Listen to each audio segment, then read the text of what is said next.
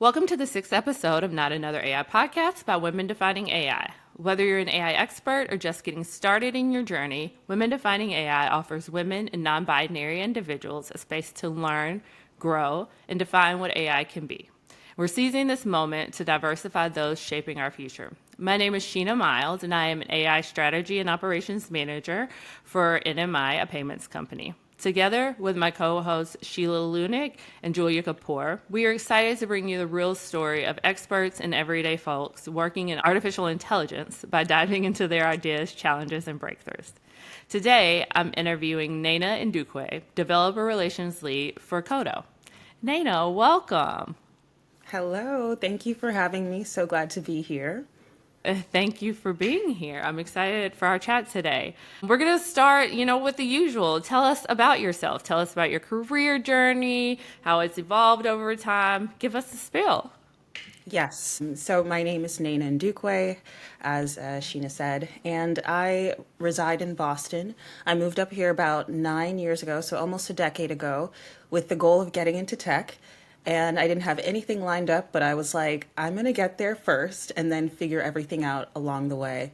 And since then, it's been an incredible journey, amazing ROI of moving to Boston. And I taught myself how to code and became a software engineer essentially. And then eventually, while I was working full time, that's when I decided to go to Boston University for computer science. So really just integrated myself into the amazing, academic and career driven culture here, and was an engineer full stack development across different industries, in fintech, medtech, and edtech as well, before transitioning into developer relations.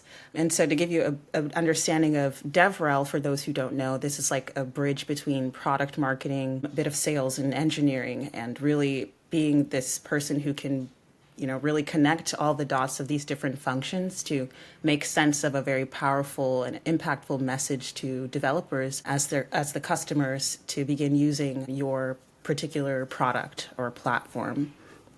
That's interesting. We've only talked a couple of times, but I didn't know you taught yourself how to code. So, what kind of sparked that? Was that because you wanted to get into tech and you felt like that was the easiest way to get in there? And then for the people who may want to get into tech, is that a route that you would recommend they take?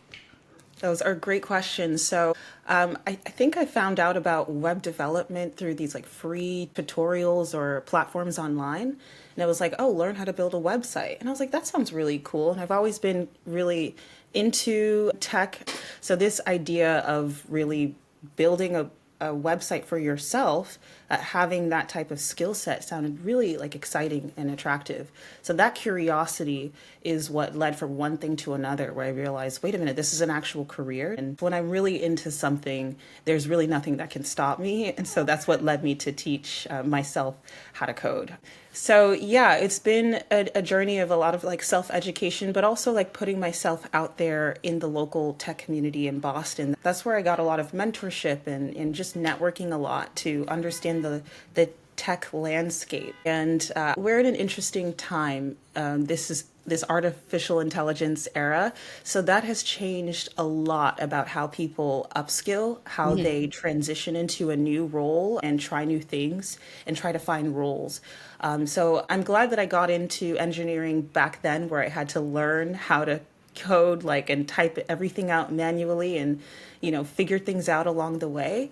But we are in interesting times where you can upskill at an accelerated rate, in my opinion, if you have the curiosity, the grit, the consistency, leveraging AI. So there probably hasn't been an easier time to learn the skills, but getting the job is a whole other conversation. I'm sure we're going to get more into that. We definitely are. But that's an interesting point that you make, because I do not know how to code. I know basics of coding. So I get asked all the time, like, how are you in this technical role now?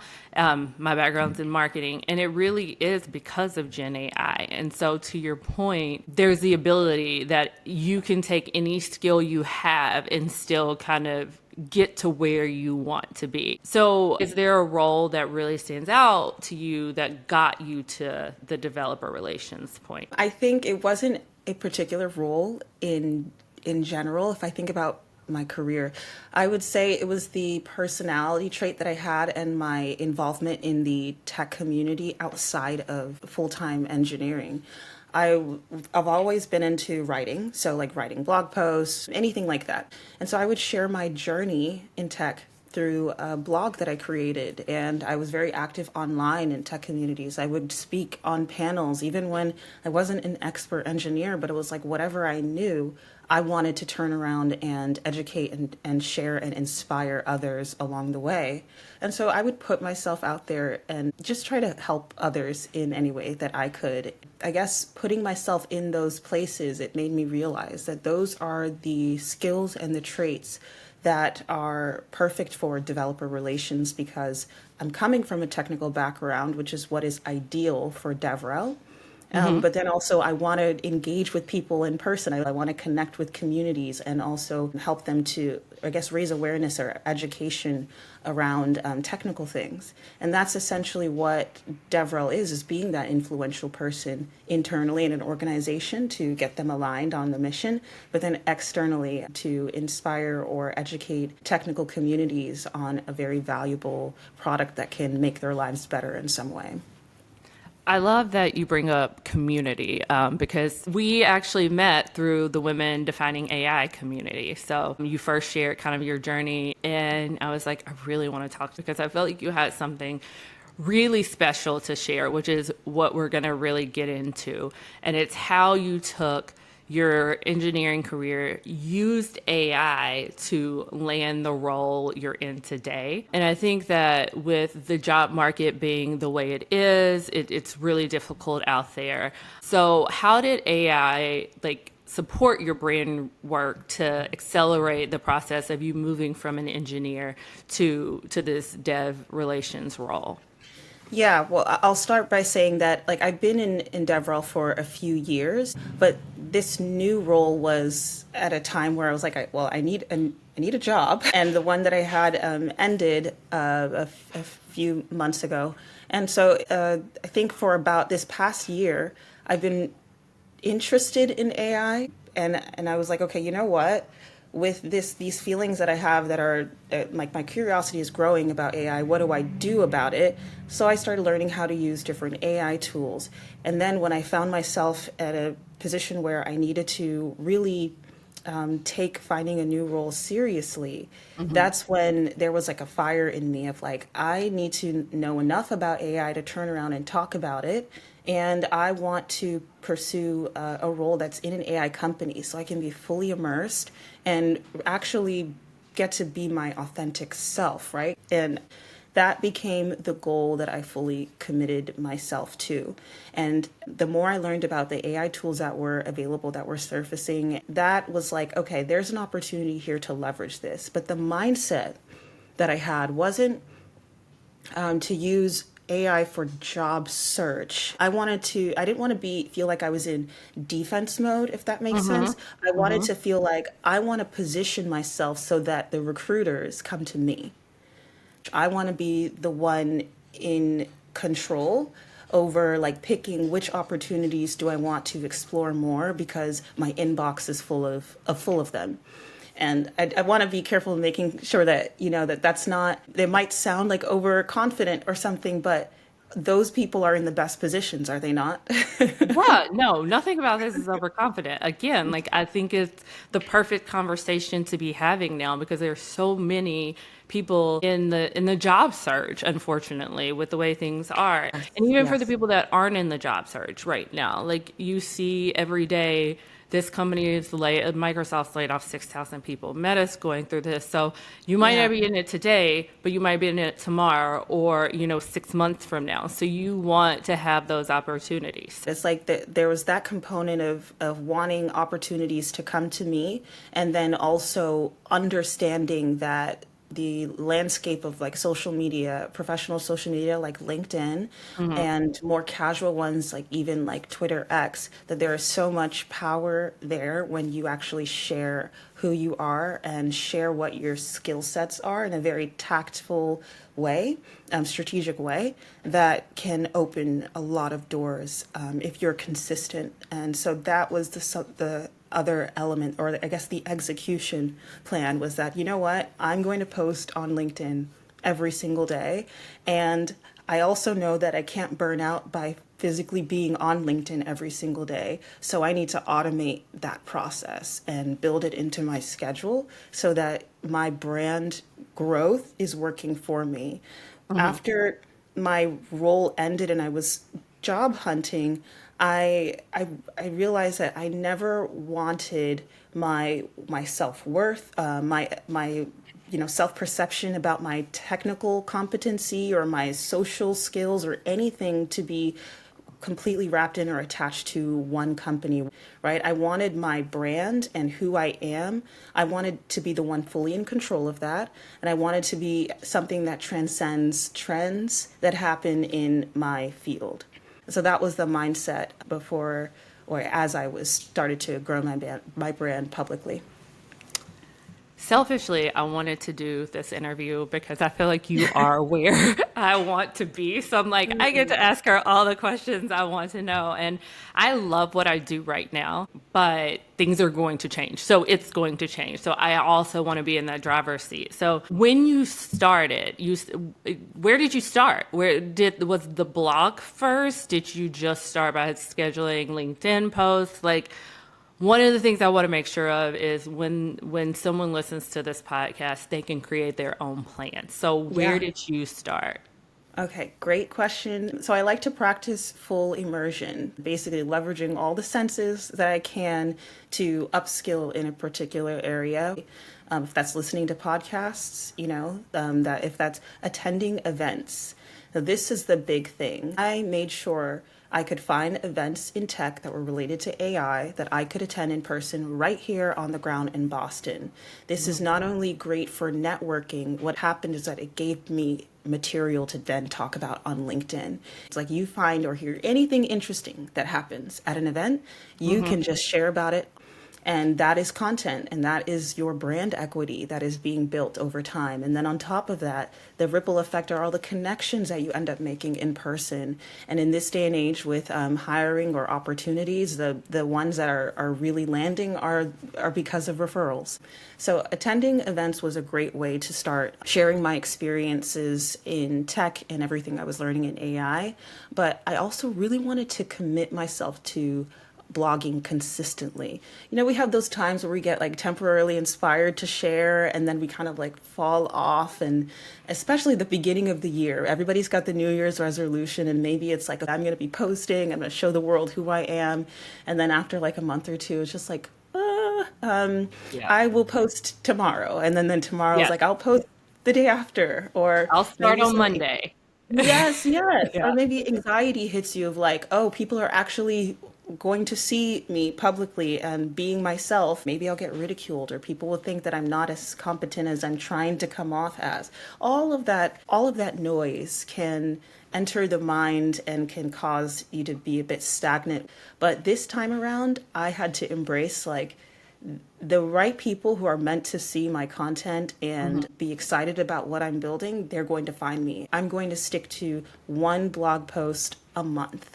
Oh, wow. That was it. So I feel like that's part of the issue is that people sort of get overwhelmed. It's like, I need to write every day or I need to write 3 times a week. But you started with one blog post a month. Yeah, yeah, because like quality over quantity, right? I think that's something I respect, and other people do too, other professionals.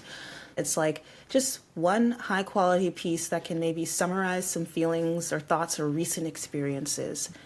So that's what I devoted to. And then it's like, okay, well, I have a blog that I need to have a personal website. And it's almost like you're building, you are your own startup, right? It's like the more you actually invest in it, the more you realize like how much opportunity is in there. Okay, I love the idea of your thinking of it as your own startup. Yeah, yeah.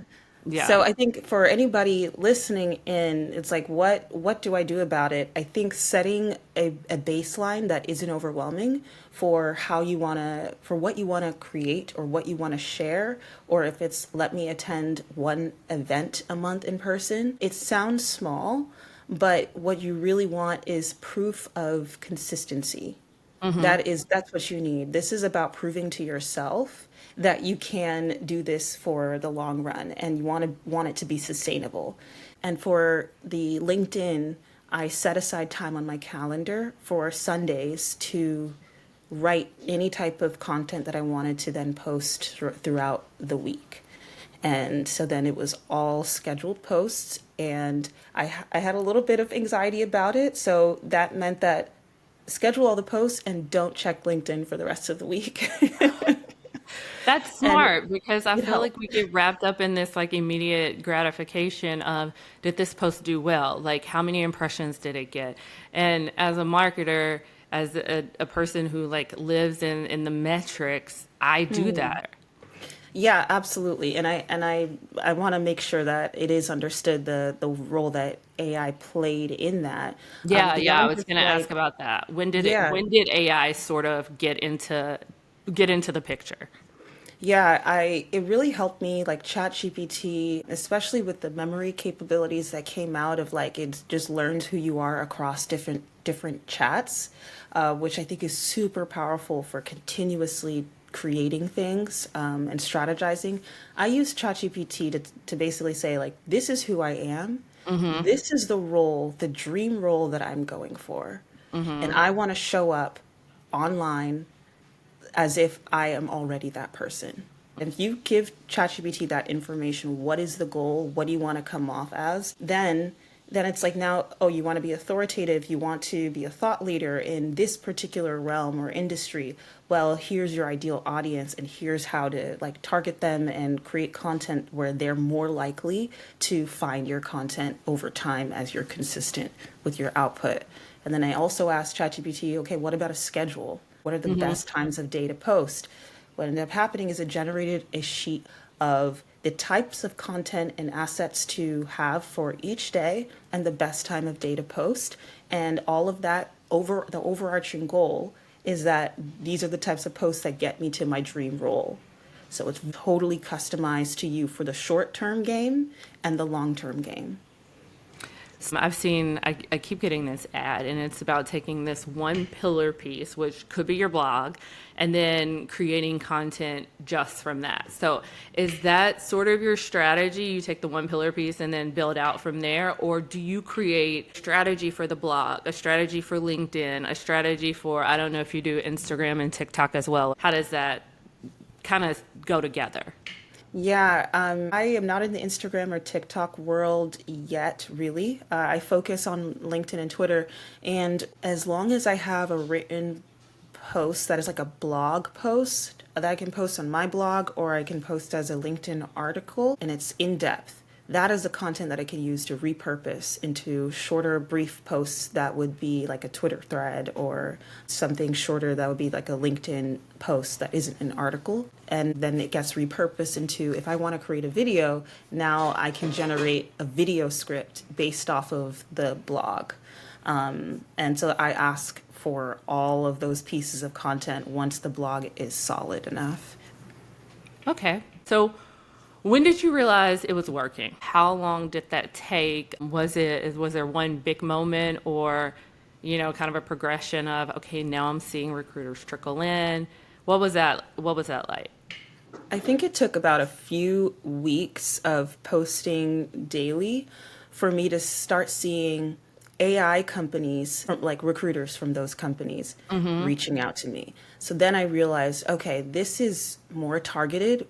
Whoever that they're searching for, I'm coming up in their results now because of these keywords that I keep pushing out and talking about and being associated with.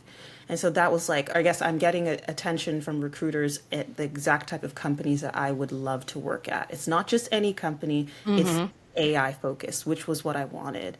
That was about a few weeks in, and that was a really huge signal But there were also other things like people privately like DMing me saying, I really love the content that you're coming out with, keep up with it. And these are some people that they don't like interact with my posts, they don't engage with my posts, yet they sent me private DMs just saying like, keep going, you're on the right track, you know? And so that's, I just want people to know that like not everybody is interacting, but some of them are for sure watching you. And so that was a huge signal for me getting those DMs. And then of course the recruiters on top. There's another one too. I have Go, to yes, say it. tell us all. And that is, I think we've talked about Napkin AI before, like the visual diagrams and charts that are generated based off of any text that you put in. That was one of the things that blocked me a lot when it came to creating content. It was like, I don't know how to come up with these diagram ideas. So Napkin AI was amazing for all of the content that I created to just generate something that was impactful, that visual for people to see. What ended up happening was a principal product manager from Microsoft, a man who's like 11, 12 years in the AI game, reached out to me and he said, I absolutely love your content. Would you like to collaborate on an article together about, AI? Wow. Yeah, and he liked the visuals and the way that I was explaining things so much that he wants to collaborate with me. Yeah. Now That that's, if that isn't a signal, I don't know what is. I want people to hear that because I do think that people get caught up on like, do I have time to comment, make a comment that feels worthy, but just that little encouragement can mean a lot to people. So if you're listening and you think about like dropping in someone's DMs in a professional way, you should Yes. do it. So it sounds like you came up with a lot that has worked. Is there something that you've done that you found it just didn't work and you were like, okay, we're gonna move on from it? I think something that I haven't actually invested in enough or done is like the video AI stuff, like Okay. video content creation. I'm newer to that space and I'm trying to give myself grace with it that like this is not going to be the best at first. So it's not something I've really gone public with or like really committed to fully. Right now I'm just exercising with like sharing with friends and family. Like, what do you think about this? Does it seem overproduced? So that's the phase I'm in right now. And I'm expecting that I'll go through a rough patch at first as I figure it out. But that's just one of the many, I guess, channels or levers to pull in content creation that AI can help you with. But I think that's interesting because I was curious how you sort of balance that you're using AI. We have to be honest with ourselves. People can tell sometimes. I mean, we're all using AI, so it is what it is, but you still have to put your own thoughts into it. So I was curious how you balance that authenticity with the fact that you're using AI. And it sounds like you have sort of a focus group that you can ask, whether it's friends or family, that you go to and you say, hey, give me honest feedback. So is that your typical process? I find people in my network, if it's not friends or family, who are maybe subject matter experts in what I'm talking about. We're trying to, in my space, the playing field is really leveled because we're all trying to learn as much as we can about AI. So it's very easy for there to be mistakes in some of the I guess the technical explanations of this space. So I do rely on like, hey, I really want to post this article about AI evaluations and AI agents, but want to make sure that it sounds like technically correct. So I'll send that to like maybe one or two people who I trust who have done amazing things in the space, just so I feel a bit more confident about putting my stuff out there. In the engineering world, there can be such thing as a right and wrong in a zeros ones. It's a very binary like frame of mind and computation. So you don't want to look like you don't know what you're talking about to a degree. But when I think about like the whole authenticity aspect of it, I think it's obvious sometimes when I'm using AI, and I'm actually not really worried about that. I know other people are using it too. What I care about the most is that the idea of what I'm actually talking about. Whether it looks like it was written by AI or not, it's the idea that comes from my mind, comes from my personal experiences, comes from my interpretation of the world and technology and people that no one else is really going to say in the way that I would. I can bring in references from past experiences of being an engineer. I can bring in references from personal experiences or conversations from with family members or colleagues that other people didn't have because they're literally a different person with different Yeah. experiences. That's what can be your anchor. It's like whether or not it sounds like AI, the actual story itself is true to you and unique to you like a fingerprint. And that should be powerful enough to supersede, worrying about what technology you did or didn't use in order to create that content. That makes sense. One thing I'm curious about, because you curated all of this to get, inbound recruiters. Did they ever say, I found you because of your brand online? Or was it just kind of oh, we're interested in you? Like, do you feel like they really noticed your online presence? Yeah, I think most of the messages that came in was like, we are looking for someone of these particular skills, and I noticed XYZ about your profile or the things that you're posting, or they might mention my blog, nnennahacks.com. Like, there's some type of digital footprint that was available and easily accessible or discoverable on the internet and of course on LinkedIn that made their messages seem a bit more tailored. And so through that, I also noticed that that was what got them excited, is knowing that I did have a brand, because that's what companies are looking at. They're looking at, like, when they invest in someone, they can also take in the power that you have as a standalone person and absorb that into their company, because when you have a great brand, it makes them look really, really good. There are two things that you just made me think about. So one, maybe a couple of years ago, it was really people were thinking about how to optimize their profile as far as like, what do I write in the job description? How do I describe this? Do I need to include results? So that's the first piece. Do you still feel like that is important, or have you kind of put that to the side in place of I'm just going to focus on the content I create?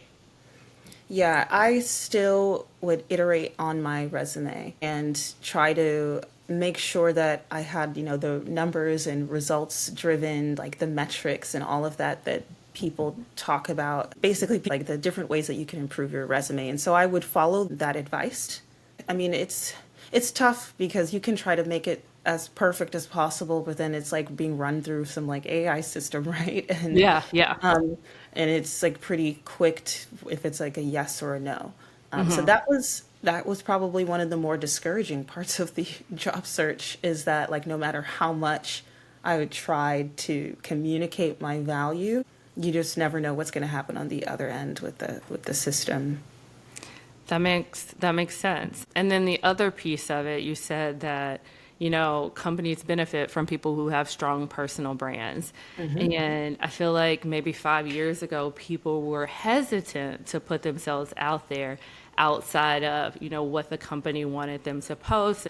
Do you feel like that has changed, that more people are focused on their personal brand and they're like, yeah, I'll come work for you, but I'm still going to be my authentic self and I'm still going to post these things that I feel. What kind of feedback are you hearing about that? Yeah, so I agree with you. There was a time where I'm sure I was hesitant in some ways. I'm sure many people were, to put themselves out there because it could be perceived as threatening in some way. I think the times that we are in, and in this economy, people are just like, well, I have no idea if I'm going to wake up tomorrow and not be able to put food on my table, right?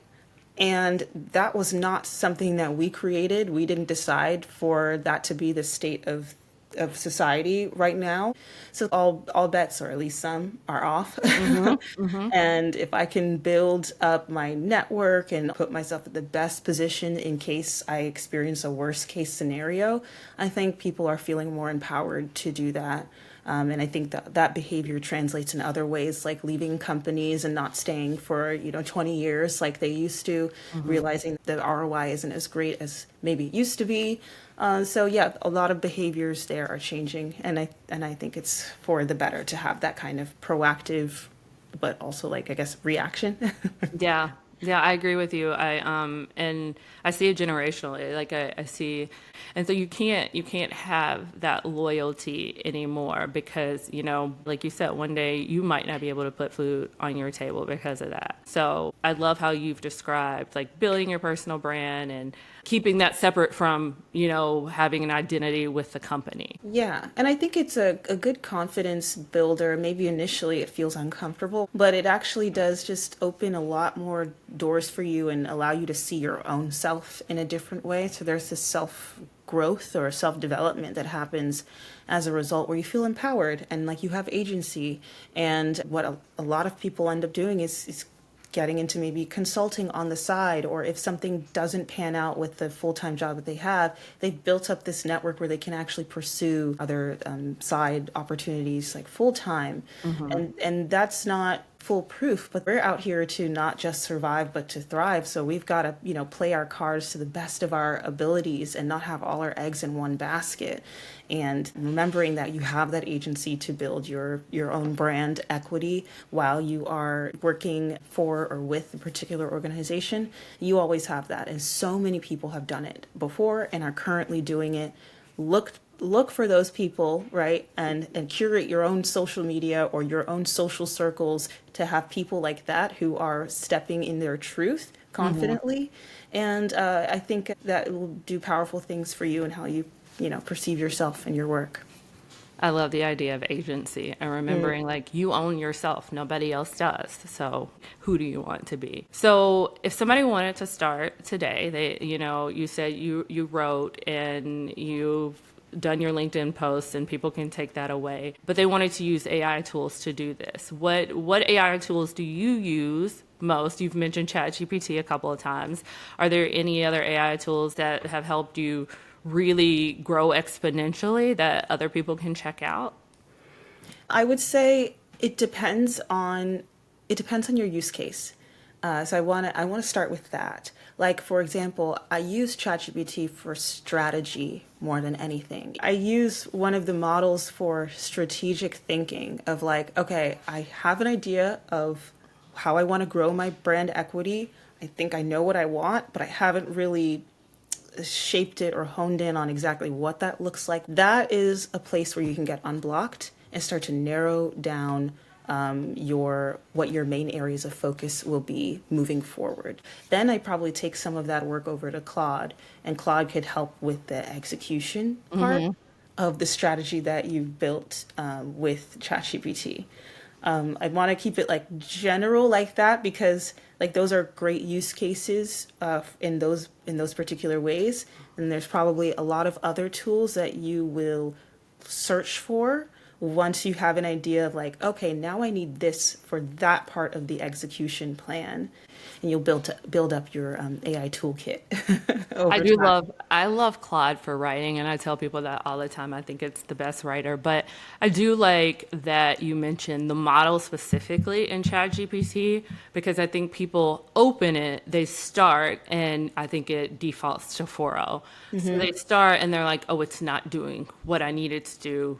Whereas if you click on the little headline and you see the drop down, and you see all the different models and it tells you what they're best at. And so you can always A/B test that and say, let me put the same prompt in each of these different models and see what works best. So just like streaming tools, you have, Netflix and Hulu, and you start adding all of these on and it gets really expensive. The same can happen with AI tools. So even using that one strategically with the different models can definitely make a difference as well.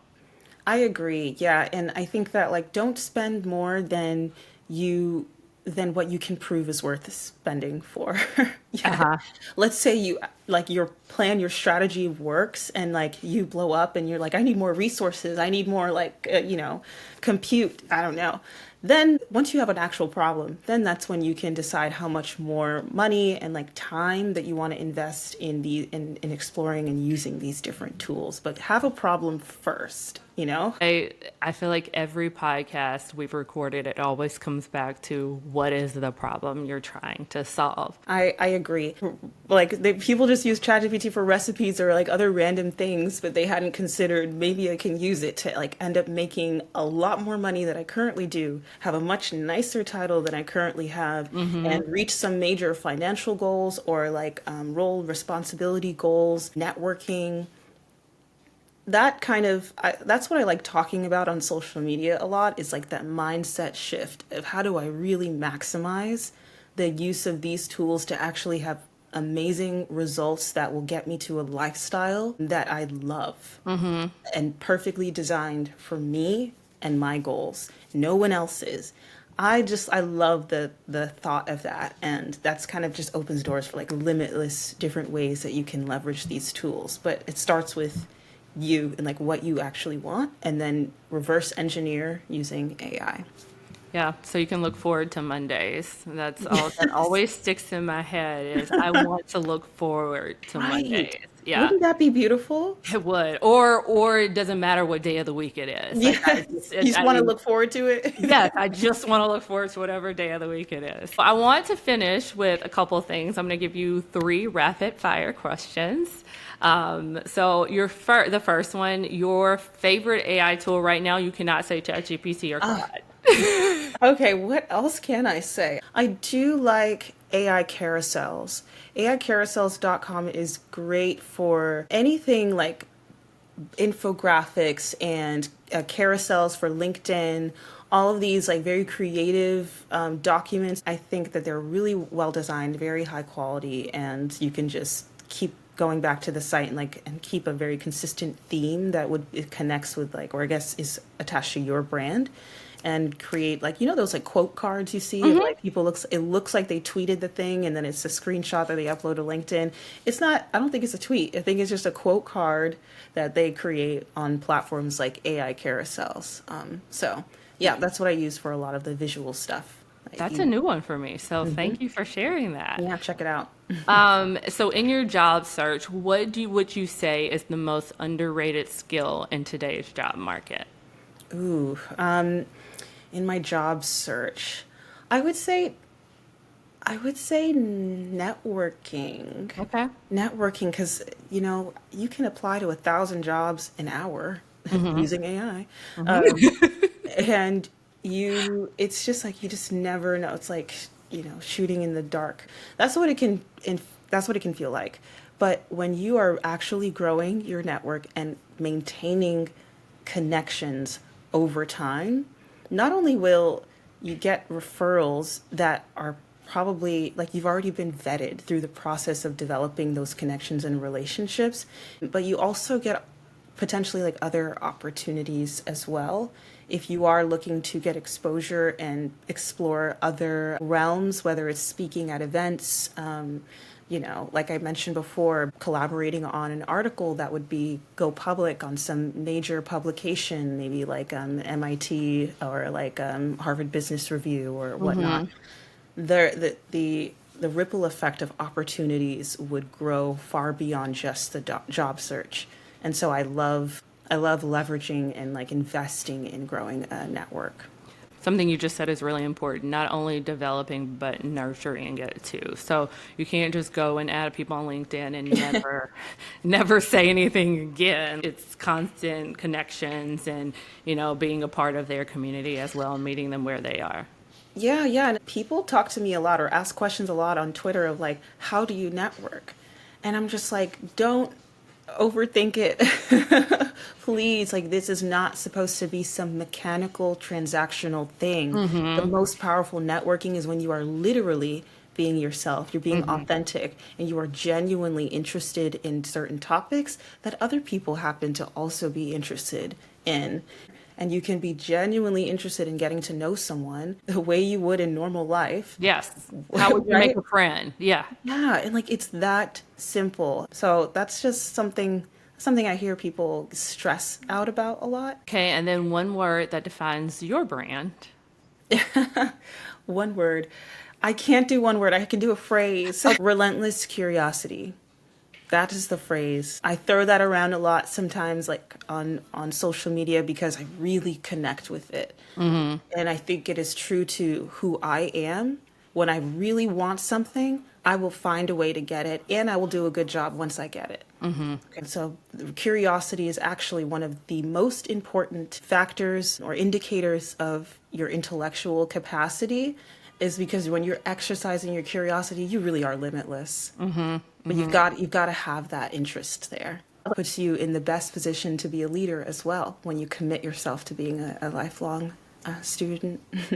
And then not rapid fire, but if people wanted to connect, where can they find you? Where can they find your blog? Yeah.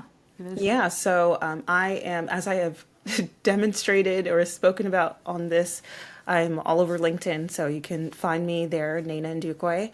And I also have a blog where I talk about AI and developer relations, nnennahacks.com. And I'm also very active on Twitter/X. So that is also Nnenna Hacks. And I, share about my life and everything that I'm up to. So find me if you're interested in that. I love it. I have really enjoyed our conversation. And if you are interested in women defining AI, you can find more information at womendefiningai.com.